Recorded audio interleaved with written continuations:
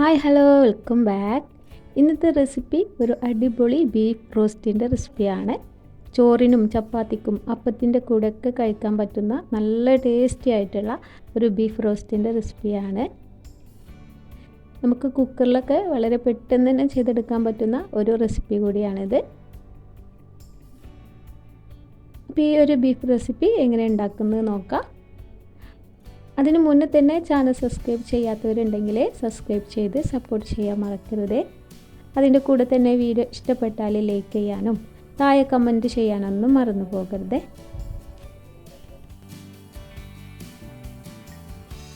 അപ്പോൾ നമുക്ക് പെട്ടെന്ന് തന്നെ വീഡിയോയിലേക്ക് പോകാം.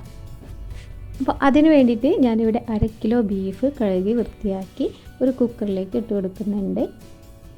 ഞാൻ നെയ്യോട് കൂടിയിട്ടുള്ള ബീഫിൻ്റെ കഷ്ണങ്ങളാണ് എടുത്തിട്ടുള്ളത്. കുറച്ചെങ്കിലും നെയ്യ് ഉണ്ടാകുമ്പോഴാണ് റോസ്റ്റിന് നല്ല ടേസ്റ്റ് ഉണ്ടാവുക. അപ്പോൾ അതെല്ലാം കുക്കറിലേക്ക് ഇട്ട് കൊടുത്തിട്ടുണ്ട്. ഇനി ഇതിലേക്ക് കുറച്ച് മസാലപ്പൊടി ചേർത്തെടുക്കാനുണ്ട്. 1 ടീസ്പൂണോളം കാശ്മീരി ചില്ലി പൗഡർ, 1/2 ടീസ്പൂൺ മഞ്ഞൾപ്പൊടി, 1 ടീസ്പൂൺ കുരുമുളക് പൊടി, 1/2 ടീസ്പൂൺ ഗരം മസാലപ്പൊടി, ഇതെല്ലാം കൂടിയിട്ട് ചേർത്തിട്ട് കുക്കറിലിട്ടിട്ട് ഒന്ന് വേവിച്ചെടുക്കണം. അപ്പോൾ നമുക്ക് ഈ മസാലപ്പൊടിയൊക്കെ കുക്കറിലേക്ക് ചേർത്തെടുക്കാം.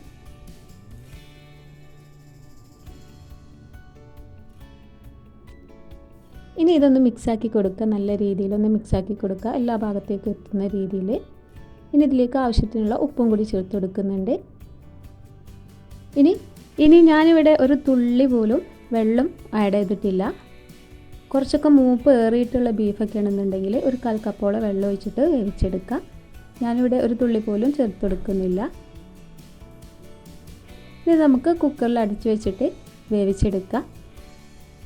ഞാനിവിടെ ഒരു 6 വിസിൽ അടിച്ചിട്ടാണ് ഈ ബീഫ് വേവിച്ചെടുത്തിട്ടുള്ളത്. ഒരു 4 വിസിൽ ഹൈ ഫ്ലെയിമിലും 2 വിസിൽ ലോ ഫ്ലെയിമിലും വെച്ചിട്ടാണ് വേവിച്ചെടുത്തിട്ടുള്ളത്. അത് ബീഫിൻ്റെ രീതിക്കനുസരിച്ചും കുക്കറിൻ്റെ രീതിക്കനുസരിച്ചൊക്കെ വ്യത്യാസം വരും. ഇനി ആ സമയം നമുക്ക് ഇതിലേക്കുള്ള കുറച്ച് മസാലപ്പൊടികളൊക്കെ റെഡിയാക്കി വെക്കാം. അതിന് വേണ്ടിയിട്ട് 2 ടേബിൾ സ്പൂണോളം മല്ലിപ്പൊടി എടുത്ത് വെച്ചിട്ടുണ്ട്. അതേപോലെ തന്നെ 1 ടീസ്പൂണ് കുരുമുളക് പൊടി, 1 teaspoon Kashmiri chilli powder, 1 teaspoon പെരുംജീരകത്തിൻ്റെ പൊടി, പിന്നെ 1/4 ടീസ്പൂണ് മഞ്ഞൾപ്പൊടി, 1/2 ടീസ്പൂണ് ഗരം മസാല, പിന്നെ ഒരു 1/4 ടീസ്പൂണോളം ഉലുവ, 1 ഏലക്ക. ഇത്രയും നമുക്കിവിടെ റെഡിയാക്കി വെക്കുന്നുണ്ട്. പിന്നെ ഇതിലേക്കുള്ള ഉള്ളി ഒരു 8-10 ചെറിയ ഉള്ളി ഇതേപോലെ നടു കീറിയിട്ട് എടുത്ത് വെച്ചിട്ടുണ്ട്. ഒരു മീഡിയം സൈസിലുള്ള സവാള ചെറുതാക്കി അരിഞ്ഞിട്ടുണ്ട്. 2 ടേബിൾ സ്പൂണ് ഇഞ്ചി വെളുത്തുള്ളി ഒന്ന് ചതച്ചെടുത്ത് വെച്ചിട്ടുണ്ട്. അതേപോലെ തന്നെ പച്ചമുളകും കൂടെ ചതച്ചെടുത്ത് വെച്ചിട്ടുണ്ട്. ഒരു പച്ചമുളകാണ് ഞാൻ യൂസ് ചെയ്തിട്ടുള്ളത്. അപ്പോൾ ബീഫൊക്കെ ഇവിടെ വെന്ത് വന്നിട്ടുണ്ട്. കുറച്ച് സ്റ്റോക്ക് ഇതിലുണ്ട്. അപ്പോൾ ഇത് ഇത്ര തന്നെ മതി. ഇനി നമുക്കൊരു പാൻ അടുപ്പത്തേക്ക് വെക്കാം. അതിലേക്ക് 2 ടേബിൾ സ്പൂണോളം വെളിച്ചെണ്ണ ഒഴിച്ച് കൊടുക്കുന്നുണ്ട്. വെളിച്ചെണ്ണ ചൂടായി വന്നാൽ എടുത്ത് വെച്ചിട്ടുള്ള ഉലുവയും 1 ഏലക്കയുണ്ട്, അതും കൂടി ഒന്ന് ചേർത്ത് കൊടുക്കുന്നുണ്ട്. അതൊന്ന് പൊട്ടി വന്നാൽ അതിലേക്ക് സവാള അരിഞ്ഞതും ചെറിയ ഉള്ളിയും കൂടി ചേർത്ത് കൊടുക്കാം. ഇതൊന്ന് വാട്ടിയെടുക്കണം. ജസ്റ്റ് കളറൊന്ന് ചേഞ്ച് ആവുന്നത് വരെ ഒന്ന് വാട്ടിയെടുത്താൽ മതി.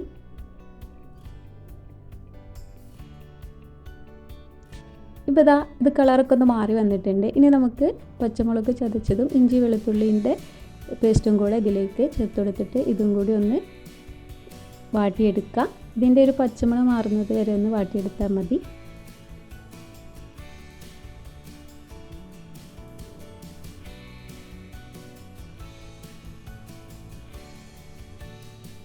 അപ്പോൾ ഇത് നല്ല രീതിയിൽ അതിൻ്റെ പച്ചമണമൊക്കെ മാറി വന്നിട്ടുണ്ട്.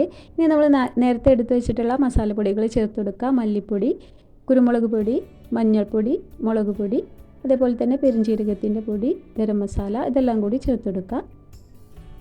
ഞാനിവിടെ കാശ്മീരി ചില്ലി പൗഡറാണ് എടുത്തിട്ടുള്ളത്.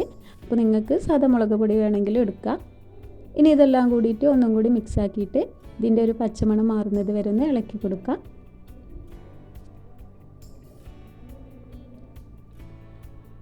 അപ്പോൾ അതിൻ്റെ പച്ചമണമൊക്കെ മാറി വന്നിട്ടുണ്ട്. ഇനി ഇതിലേക്ക് ഒരു മീഡിയം സൈസിലുള്ള തക്കാളി ചെറുതാക്കി അരിഞ്ഞത് ചേർത്ത് കൊടുക്കുന്നുണ്ട്. ഇതും കൂടി ഒന്ന് മിക്സാക്കി ഈ തക്കാളിയും കൂടി ഇതിലേക്കൊന്ന് വെന്ത് ഉടഞ്ഞു വരട്ടെ. അതുവരെ ഒന്ന് നമുക്കൊന്ന് ഇതൊന്ന് വേവിച്ചെടുക്കാം. ഇതുവരെ ഇതിലേക്ക് ഉപ്പ് ചേർത്തിട്ടില്ല. ഇപ്പോൾ ആവശ്യത്തിനുള്ള ഉപ്പും കൂടി ചേർത്ത് കൊടുക്കുന്നുണ്ട്. ഇനി ഇതെല്ലാം കൂടിയിട്ട് നമുക്കൊന്ന് വേവിച്ചെടുക്കണം.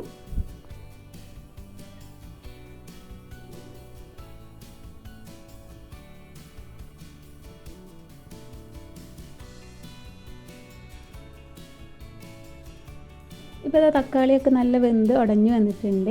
ഇനി ഇതിലേക്ക് നമ്മൾ വേവിച്ച് വെച്ചിട്ടുള്ള ബീഫ് ചേർത്ത് കൊടുക്കുക. വെള്ളത്തോട് കൂടെ തന്നെ ചേർത്ത് കൊടുക്കുക. അപ്പോൾ ഈ സ്റ്റോക്കോട് കൂടെ തന്നെ നമ്മൾ ഒഴിച്ചു കൊടുക്കുക. കുറേ അധികം വെള്ളം ഉണ്ടെന്നുണ്ടെങ്കിൽ ഇത് നല്ല ഹൈ ഫ്ലെയിമിൽ ടു മീഡിയം ഫ്ലെയിമിൽ വെച്ചിട്ട് വറ്റിച്ചെടുത്താൽ മതി. എനിക്കിവിടെ കുറഞ്ഞ രീതിയിലുള്ള സ്റ്റോക്കേ ഉള്ളൂ. അതുകൊണ്ട് ഞാൻ മീഡിയം ടു ലോ ഫ്ലെയിമിൽ വെച്ചിട്ടാണ് ഇത് വറ്റിച്ചെടുക്കുന്നത്. എത്ര വെള്ളം ഉണ്ടെങ്കിലും അത് ഇതിലേക്ക് തന്നെ ഒഴിച്ചിട്ട് നമ്മൾ വറ്റിച്ചെടുക്കുക.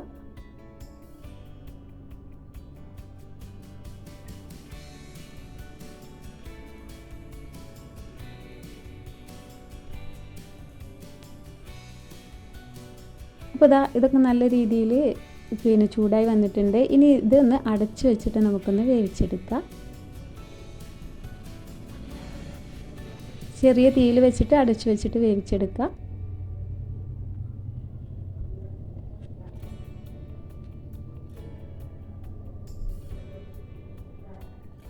ഇടയ്ക്ക് മൂടിയൊക്കെ തുറന്നൊന്ന് ഇതേപോലെ ഒന്ന് ഇളക്കി കൊടുത്തിട്ട് വേണം ഇതിലത്തെ വെള്ളം വറ്റിച്ചെടുക്കാൻ.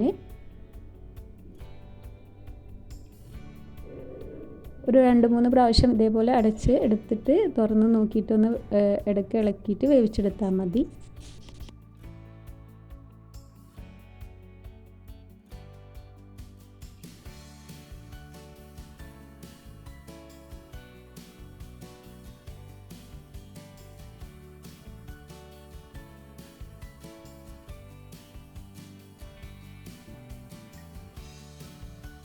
ഇപ്പോൾ ഇതിൽ അത്യാവശ്യത്തിനൊക്കെ വെള്ളമൊക്കെ വറ്റി വന്നിട്ടുണ്ട്. ഈ നേരത്ത് നമുക്ക് മീഡിയം ടു ഹൈ ഫ്ലെയിമിൽ വെച്ചിട്ട് വേണമെങ്കിൽ ഇതൊന്ന് ഇളക്കി കൊടുക്കാം. ഇനി ഇതിലേക്ക് കുറച്ച് കറിവേപ്പിലയും കൂടി ചേർത്ത് കൊടുക്കുന്നുണ്ട്. എന്നിട്ട് നല്ല രീതിയിലൊന്ന് മിക്സാക്കി കൊടുക്കാം. അപ്പോൾ ഈ രീതിയിൽ ഗ്രേവി വേണമെന്നുണ്ടെങ്കിൽ ഈ സമയത്ത് നമുക്ക് തീ ഓഫ് ചെയ്ത് വെക്കാം. ഇതിലും ഡ്രൈ ആയിട്ട് വേണമെന്നുണ്ടെങ്കിൽ നമുക്ക് കുറച്ചും കൂടി നേരം ഇത് ഇളക്കി കൊടുത്തുകൊണ്ടിരിക്കാം.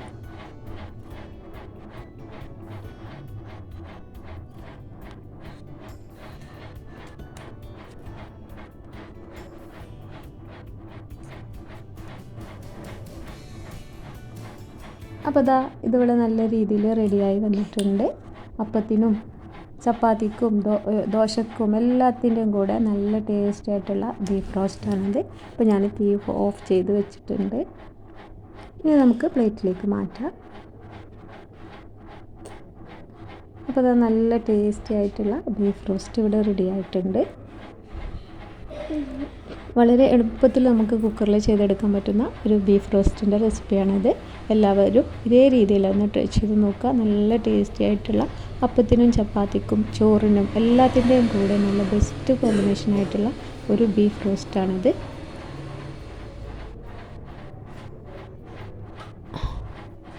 അപ്പോൾ ഇന്നത്തെ വീഡിയോ ഇത്രയേ ഉള്ളൂ. എല്ലാവർക്കും വീഡിയോ ഇഷ്ടപ്പെട്ടെന്ന് വിചാരിക്കുന്നു. വീഡിയോ ഇഷ്ടപ്പെട്ടാൽ ലൈക്ക് ചെയ്യാനും താഴെ കമൻറ്റ് ചെയ്യാനൊന്നും മറക്കരുത്. ഇതേപോലെ തന്നെ ചാനൽ സബ്സ്ക്രൈബ് ചെയ്യാത്തവർ സബ്സ്ക്രൈബ് ചെയ്ത് സപ്പോർട്ട് ചെയ്യാനും കൂടെ മറക്കരുത്.